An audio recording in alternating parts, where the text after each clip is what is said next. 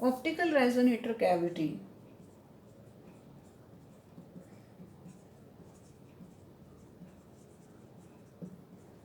Of laser, ये जो optical resonator cavity laser में यूज़ की जाती है, this is the optical resonator cavities को इसलिए बोलते हैं because it is made of two parallel reflecting mirrors in which the active medium is place, जिसके बीच में एक्टिव मीडियम को रखा जाता है। ऑप्टिकल रेजोनेटर कैविटी को Charles Fabry and Alfred Perot ने तैयार किया था 1899 में, मतलब कि लेजर के बनने से बहुत साल पहले। इंटरफेरोमीटर और इटैलन के नाम से इसको जाना जाता है। इंटरफेरोमीटर इस कैविटी को उन्होंने तब कहा जब वो इसके डिस्टेंस को चेंज कर सकते हैं। अगर उन्होंने ऐसा सिस्टम बनाया है जिसके डिस्टेंस को चेंज करें तो उस केस में ये इंटरफेरोमीटर कहलाता था, और एटैलन कहलाता था जब हम इसके डिस्टेंस को फिक्स कर देते थे। फैब्री पेरेट इंटरफेरोमीटर को बहुत सारे डिवाइसेस में यूज किया जाता है, बहुत सारे कंसेप्ट्स में, जैसे जीमन इफेक्ट को कैलकुलेट करने के लिए भी फैब्री पेरेट इंटरफेरोमीटर का यूज़ होता है। इसके इटालोन, जब इसका डिस्टेंस फिक्स कर दिया जाता है तो इसको स्पेक्ट्रोमीटर के साथ भी लगाया जाता है बहुत सारे ऑप्टिकल सिस्टम्स में। तो इसके बहुत सारे यूजेस हैं। फैब्री पेरेट ने ये कहा था कि अगर इसमें ऑप्टिकल वेव्स पास होती हैं, ऑप्टिकल वेव्स को फैब्री पेरेट इंटरफेरोमीटर में तभी पास करवा सकते हैं जब ये ऑप्टिकल वेव्स रेजोनेंस रखती हो, मतलब इनकी जो नेचुरल फ्रीक्वेंसी है इस सिस्टम की, फैब्री पेरेट इंटरफेरोमीटर की या इस कैविटी की जो नेचुरल फ्रीक्वेंसी है उसी फ्रीक्वेंसी पर इसके अंदर से ऑप्टिकल वेव्स पास करवाई जा सकती हैं। अगर उस फ्रीक्वेंसी से ऑप्टिकल वेव्स की फ्रीक्वेंसी, मतलब कि जो बाहर से जो पंपिंग सोर्स अप्लाई कर रहे हैं उसको यहाँ हम ऑप्टिकल वेव्स कह रहे हैं, उसको जैसे फ्लैश लैम्प से हम पास कर रहे हैं तो उसकी फ्रीक्वेंसी मैच करनी चाहिए इससे। इसी कारण जो इसका नाम है वो क्या है, optical resonator cavity. Optical waves हम इसमें पास करवाते हैं at resonate frequencies and then that is known as optical resonator cavity. ये जो ऑप्टिकल रेजोनेटर कैविटी है इसमें स्पेक्ट्रल रिस्पॉन्स जो है वो डिपेंड करता है इंटरफ्रेंस पर। स्पेक्ट्रल रिस्पॉन्स मतलब कि जैसे बहुत सारे डिवाइसेस हैं, जैसे जीमन इफेक्ट में हम लाइन स्पेक्ट्रम को मेज़र करते हैं, उसमें जो स्पेक्ट्रम मिलता है that's all depend on the interference. हमारे लेज़र में भी क्या होता है, वेव एक डायरेक्शन से जा रही है और दूसरी डायरेक्शन से रिफ्लेक्ट होकर आ रही है। तो ये जो यहाँ से पंपिंग सोर्स से जो हमने इसके अंदर लाइट लॉन्च करवाई है, अगर वो लाइट अंदर वाली जो इसके अंदर इंसिडेंट लाइट और इसके अंदर की जो लाइट है, अगर उन दोनों का फेज सेम होगा तो इसके अंदर कंस्ट्रक्टिव इंटरफ्रेंस होगा, जिसके कारण जो लाइट यहाँ से इजेक्ट होगी वो क्या होगी, एम्प्लीफाइड होगी, वो अनहेंस्ड कर लेगी अपनी प्रॉपर्टी को। Enhanced light in all manner हमें यहाँ से मिलेगी। तो स्पेक्ट्रल रिस्पॉन्स जो है इस कैविटी का किस पर डिपेंड हुआ, इंटरफ्रेंस पर, means on the constructive interference की ऑप्टिकल वेव जो आपने पास करवाई है that should be in phase with the light circulating in the resonator. जो सर्कुलेट कर रही है इसके अंदर उसके साथ सेम फेज में होनी चाहिए। तो ये है फैब्री पेरेट इंटरफेरोमीटर के बारे में मैंने आपको बताया, जिसको हम लेज़र में क्या कहते हैं, optical resonator cavity. Now this optical resonator cavity जिसकी कंडीशंस क्या हैं, कंडीशंस, जिन कंडीशंस पर ये रेडिएशन मोड्स को क्रिएट करती है लेजर में, वो क्या कंडीशन है। लेज़र के अंदर ये जो ऑप्टिकल रेजोनेटर कैविटी है लेज़र की, ये कौन सी कंडीशन को फॉलो करते हुए रेडिएशन मोड्स को लेज़र में बनाती हैं? सबसे पहला है standing waves. Standing waves.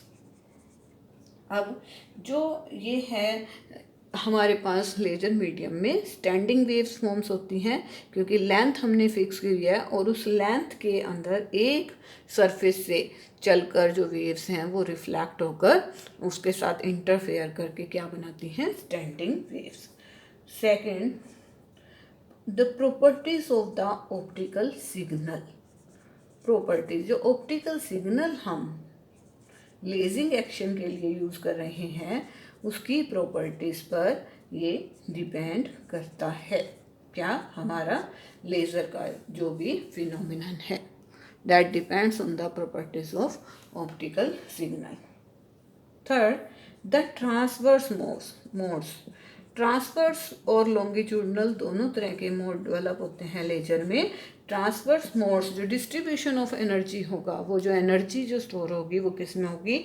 In transverse modes. And fourth, कि हमने जो ऑप्टिकल कैविटी बनाई है उस पर भी डिपेंड करेगा कि हमारी जो लेज़र बीम है कितनी मॉडिफाई, कितनी अनहेंस्ड होकर हमें मिलती हैं। स्टैंडिंग वेव्स, सबसे पहले अब स्टैंडिंग वेव्स के लिए क्या कंडीशन होती है? सबसे पहले नंबर पर लिखा है हमने स्टैंडिंग वेव्स। अब स्टैंडिंग वेव्स बनने के लिए हमारे पास कंडीशन क्या है?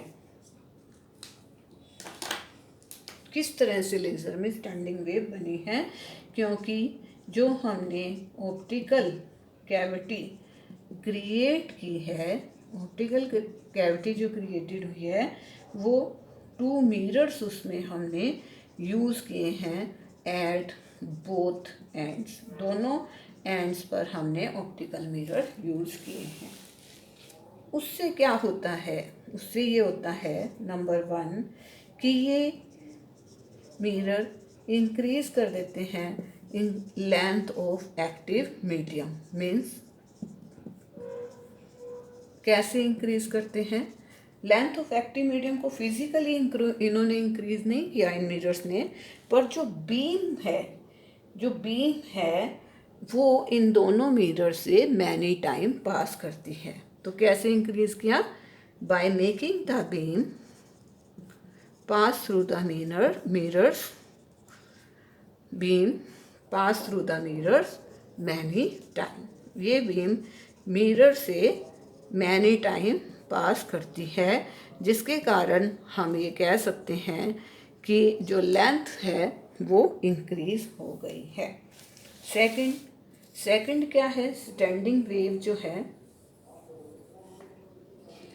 सेकंड कंडीशन क्या हो गई स्टैंडिंग वेव्स की बनने की? या जो ऑप्टिकल कैविटी है उसने जब स्टैंडिंग वेव बनाई तो उसने 2 प्रोसेस के अंडर बनाई। First, increasing the length of active medium, जिससे क्या हुआ? जो बीम है वो एक मिरर से दूसरे मिरर से रिफ्लेक्ट होकर आई, जिसके कारण हमारे पास स्टैंडिंग वेव बनी। सेकंड, बाउंड्री कंडीशन, जो इलेक्ट्रोमैग्नेटिक फील्ड कैविटी के अंदर है उसकी बाउंड्री कंडीशन को भी ये हमारी जो ऑप्टिकल कैविटी है वो कैलकुलेट कर सकती है। और the main important thing of the optical cavity और the laser beam is that laser beam is always ejected. Laser beam is always ejected मतलब कि जब सिस्टम से बाहर आउटपुट मिलेगी, always ejected in the direction of optical axis of the cavity, in direction of optical axis. जो हमें longitudinal mode मिलेंगे, जैसे कि इस डायग्राम में मैंने शो किया हुआ है, वो लॉन्गिट्यूडनल मोड ऑप्टिकल एक्सिस की डायरेक्शन में बन रहे हैं। And so the laser beam जो इजेक्ट होगी वो ऑप्टिकल एक्सिस की डायरेक्शन में इजेक्ट होगी। तो सबसे पहला पॉइंट था हमारा स्टैंडिंग वेव्स, और वो कब बनता है, जब कोई भी दो वेव्स सेम फ्रिक्वेंसी और सेम एम्पलीट्यूड की, सेम एम्पलीट्यूड है दोनों का, सेम फ्रिक्वेंसी है, तो सेम एम्पलीट्यूड और सेम फ्रिक्वेंसी की अगर दो वेव्स अपोजिट डायरेक्शन में मूव करती हैं तो हमारे पास एक स्टैंडिंग वेव बन जाती है। स्टैंडिंग वेव में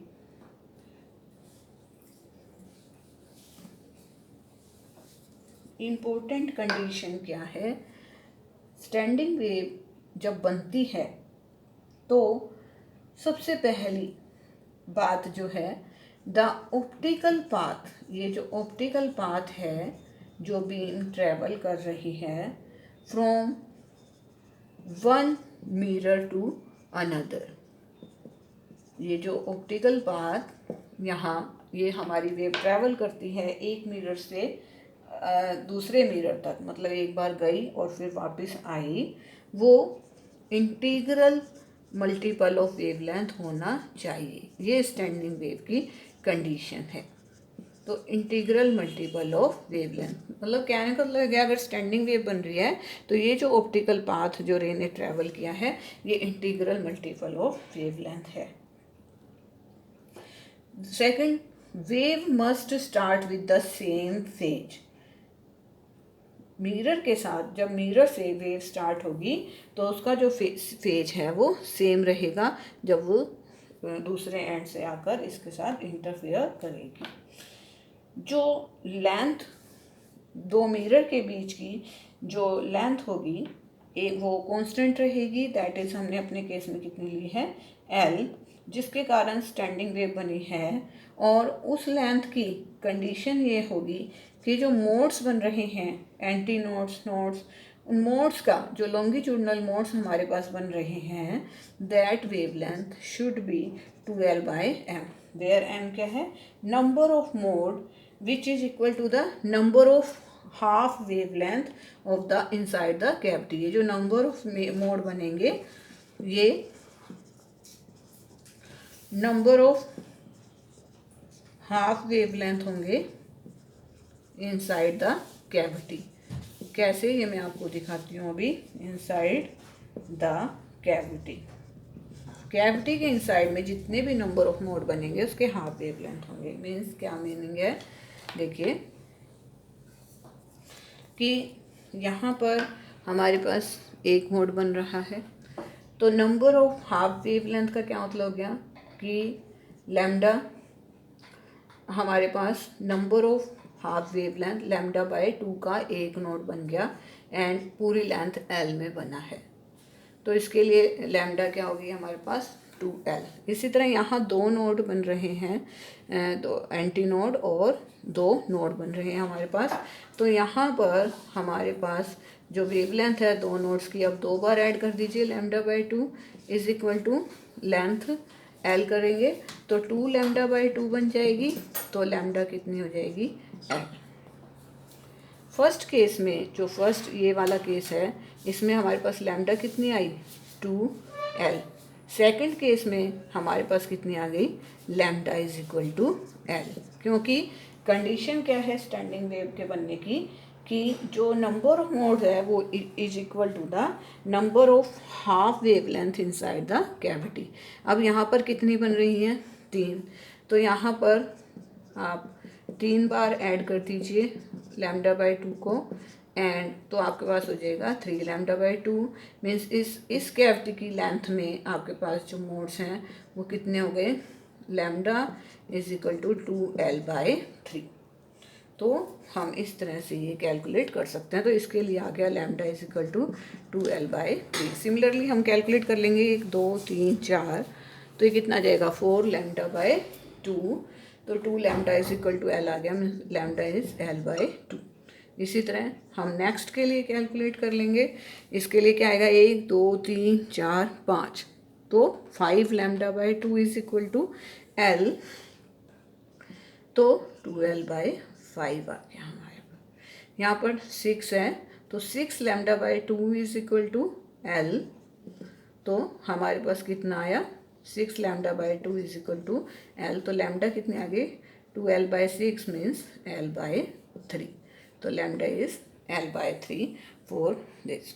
तो ये जो स्टार्टिंग के 6 टोन्स यहाँ जो लॉन्गिट्यूडनल मोड के 6 टोन्स स्टार्टिंग के जो मिल रहे हैं आफ्टर लेजिंग मीडियम वो यहाँ पर शो कर रखे हैं और इनकी कोरस्पोंडिंग वेवलेंथ क्या है, that is the condition of standing wave कि मोड जो बनेंगे number of mode must be the half number of half wavelength inside the cavity, number of half wavelength inside the cavity। तो ये हमने number of half wavelength inside the cavity करके ये modes calculate किए हैं।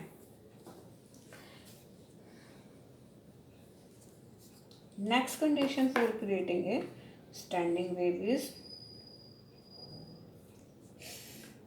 Matter में जो wavelength हमें मिल रही है inside the active medium that is lambda nought by N. Lambda N क्या थी, wavelength for modes, and lambda M is equal to lambda nought by N. And also we know that the velocity of electromagnetic wave is C lambda और the frequency into में wavelength. इसको आप put कर सकते हैं N lambda M into nu M. आप इसको क्या ले सकते हैं, न्यू एम।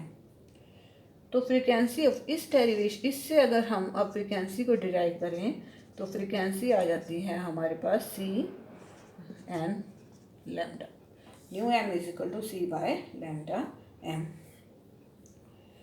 तो इससे अगर हम इसमें फर्स्ट मोड ऑफ ऑसिलेशन जो मैंने अभी आपको कैलकुलेट करके दिखाया था उसमें फर्स्ट मोड ऑफ ऑसिलेशन हमारे पास आया था 2l।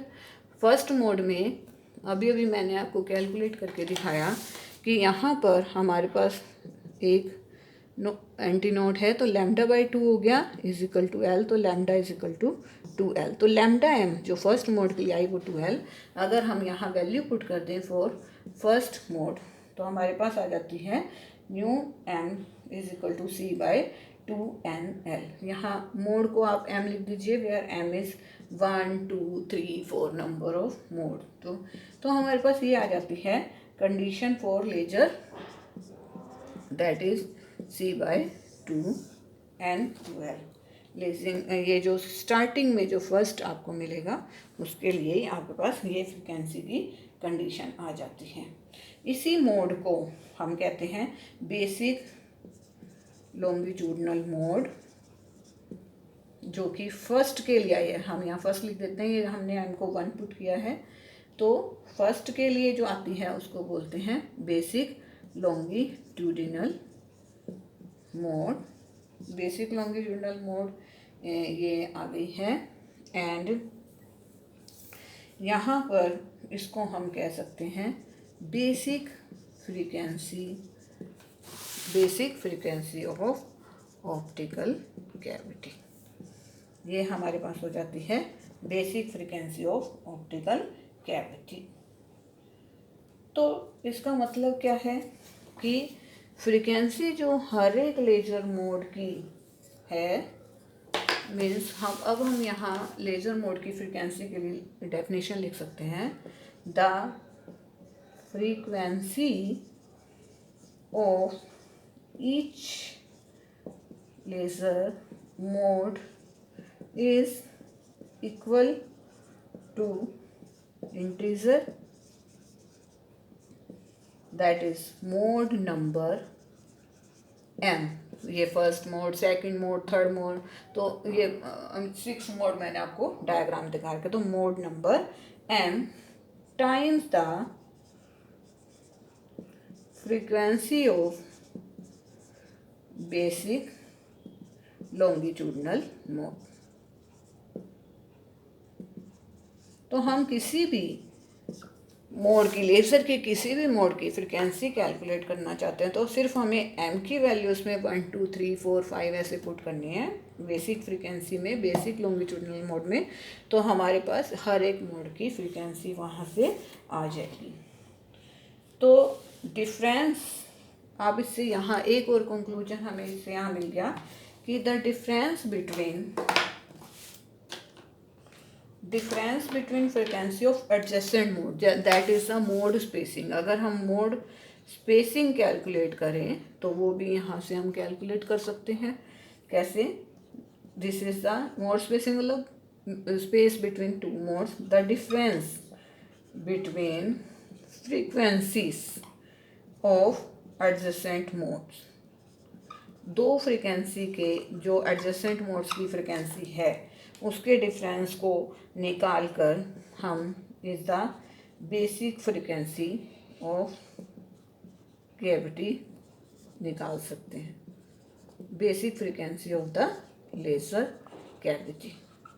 ये भी उतनी ही वैल्यू की बनेगी जितनी हमारे पास एक बेसिक मोड की फ्रीक्वेंसी है, लेकिन इसको हम इंडिकेट कैसे कर देंगे? Del nu c by 2nl, del nu c by 2nl से हम difference between the frequencies of the adjacent mode भी कैलकुलेट कर सकते हैं। तो this is all about the longitudinal mode. इसमें एक जो इम्पोर्टेंट बात आपको याद रखनी है, लेज़र में एक नंबर का क्वेश्चन जो इस पर बन सकता है, दैट इज कि अगर लेजर में मिरर बिल्कुल ही एक्टिव मीडियम के, mirror are placed exactly at the ends of active medium exactly, तो जो लेंथ होगी एक्टिव मीडियम की, वो लेंथ ऑफ एक्टिव मीडियम जो होगी वो ऑप्टिकल कैविटी की लेंथ के इक्वल होगी। Length of active medium will equal to the length of optical cavity. लेकिन मतलब अगर लेंथ इक्वल, अगर हमने बिल्कुल एंड पर दो मिरर लगाए हैं एक्टिव मीडियम के, मतलब एक्टिव मीडियम जिस ट्यूब में डाला उसी ट्यूब के एंड्स पर हमने मिरर फिक्स कर दिए, तो ऑप्टिकल कैविटी की लेंथ बिल्कुल फिक्स हो गई। ऑप्टिकल लेंथ जो है एक्टिव मीडियम की लेंथ ऑप्टिकल कैविटी के इक्वल हो गई। लेकिन उस केस में हमारे पास जो बेसिक मोड की फ्रीक्वेंसी है वो C/2nl ही रहेगी। लेकिन अगर ये लेंथ सेपरेट हो गई, मान लीजिए कि अगर हमने लेजर ऐसा बनाया है कि मिरर उसके एक्टिव मीडियम के एंड्स पर फिक्स नहीं है, तो एक्टिव मीडियम की लेंथ कैविटी की लेंथ के इक्वल नहीं होगी, तो उस केस में मोड स्पेसिंग हमें जो मिलेगी वो हमें इस फॉर्मूले से कैलकुलेट करनी पड़ेगी, that is 2n1l1 plus 2n2l2। हमें वो मोड्स कैलकुलेट करने पड़ेंगे जो उसकी एक्स्ट्रा लेंथ में बने हैं और उन दोनों मोड्स को ऐड करना पड़ेगा। So this is the important point which we need to always remember.